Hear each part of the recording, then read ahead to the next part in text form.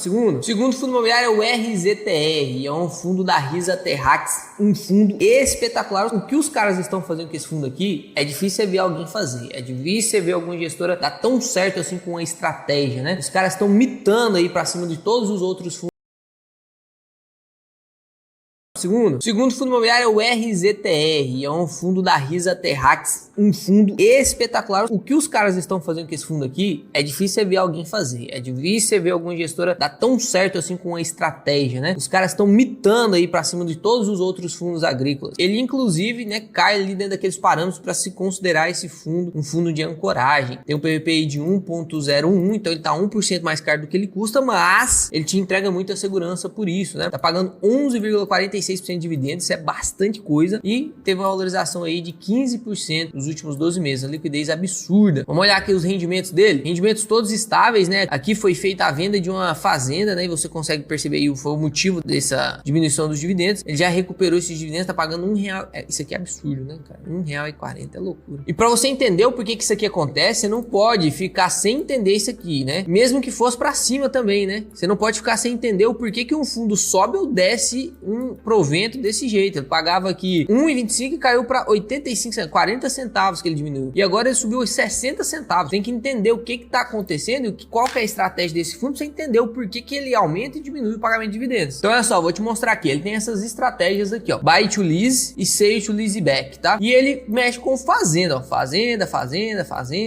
Ele é um fundo agrícola. O que ele faz com essas fazendas? Primeiro, ele compra a fazenda para poder vender, compra barato para poder vender mais caro. Esse aqui é o Land Equity, compra para poder vender, né? Você compra um lote para poder vender mais caro depois, né? Aí tem o buy to lease, ó, o buy to lease back. Presta atenção. O cara é dono de uma fazenda, aí chega o Risa Terrax lá, o RZTR11, fala assim: "Ah, eu vi que você tá com dificuldade aí para manter os seus gado, né, sua produção agrícola, seja o que for. Vamos fazer o seguinte, eu compro a sua terra. A terra vale 1 milhão. Aí ele fala assim: "Ó, eu compro sua terra por 800 mil. Aí você fica com 800 mil para poder fazer seus investimentos. Aí você melhora aí suas ferramentas agrícolas, você melhora aí seu gado, enfim, qualquer coisa do tipo. E aí, enquanto isso, você não precisa sair daqui não. Você só aluga de mim. Você fica me pagando um aluguel. Quando você completar esse período aqui, eles fazem um contrato, você recompra de novo de mim." Então ele compra do dono, aluga pro dono, com o contrato de que depois ele vai comprar de volta, né? Pra você entender, ó, inclusive aqui no próprio relatório gerencial do fundo, ele explica, né? Que o Risa Terrax chega, ele compra do dono, gera liquidez pro dono, faz o contrato de arrendamento, ou seja, o dono fica pagando um aluguel pro Risa Terrax e depois, ó, ele vendeu pro Risa Terrax e depois vai recomprar essa fazenda. Então é uma estratégia muito boa que vem conferindo muitos ganhos. E olha só, o TCL de retorno dessas estratégias, né, advém somente de contratos de arrendamento com opções de recompra, a não ser que aconteça o default de uma operação.